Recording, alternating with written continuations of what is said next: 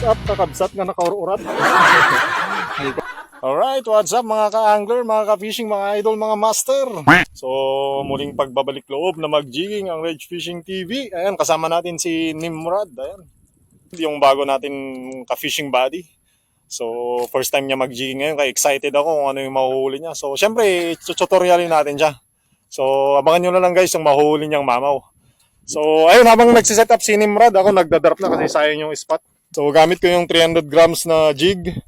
At saka, ayun, yung setup natin, ilalagay ko na lang sa may description ng video. So, nyo lang doon yung buong setup ko para alam nyo rin kung saan nyo mabibili. So, andyan lang sa naka-link dyan sa may, sa may screen. So, ayun, dropping tayo while waiting si Nimrod. Ang ganda ng jig niya, oh. Yung bone jig pala yung kinuha niya, guys. So, abangan natin yan, dadawi yan. So, yun, gamit natin is yung max 500 grams na rod natin. So, ngayon lang ulit natin gamitin to. Usually kasi na ginagamit natin yung 300 na Benham Rice, good catch Benham Rice. So as you can see, kalmada. And shout out Mac Fishing TV. Sana makahuli tong jig mo. Fish on guys. Habang nagdadrop si Nimrod, may na-hook up tayo. Oo, nga na dumanon dyan unag. Dyan ilalim.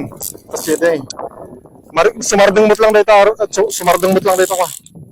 Titigil din yung malaki-laki ito nalakamot lang ang ay Jesus, naanok na. Sayang. Malaki pa naman. Ay, apo. Sayang guys, naanok. Fish on guys, sinimurad. First bite. Tingnan natin kung ano to. Oh, nagrigal to at gayam.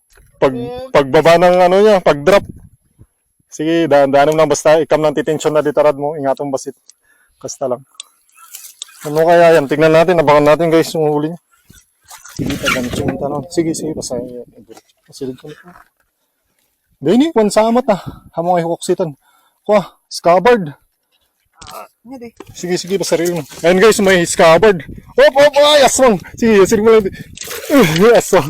Ay, nag-grigat na. Scabbard bro. Ayan guys, huli ni first catch ni Nimrod, scabbard. Napagod. Panalo. Anong feeling? Parang nag-jig. Mabigat pa sa makina ng sasakyan. Ayan, nice. Kung gano'n kahit anong kalakas mo dito, napapagod ka. Nice catch. Alright. Nice cue. Fish on. Come on.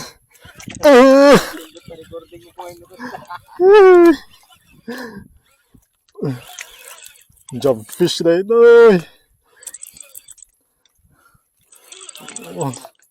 Come on. Malapit na this.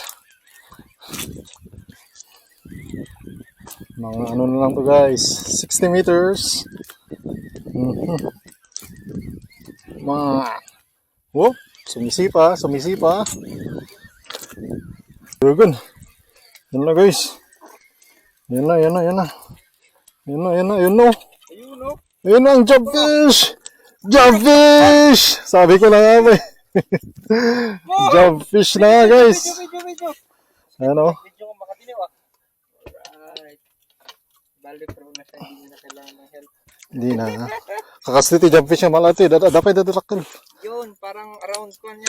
Kilo data. Mga 3 kilos. Ayan guys First catch. Using Claro jig at syempre yung assist hook natin.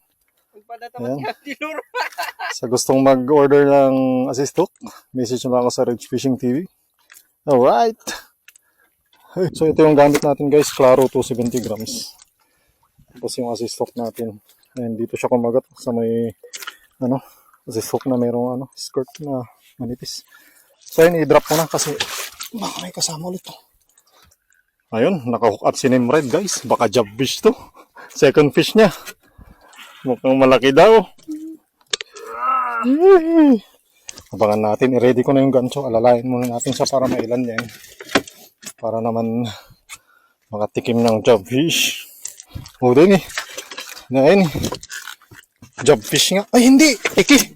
Nagdakol nga tiki. Oops. Nagdakol nga tiki. Tiki, guys, ang nahuli na second fish niya. Akala ko jobfish. Tiki. Tapno ka. Ayan o, guys. Tiki!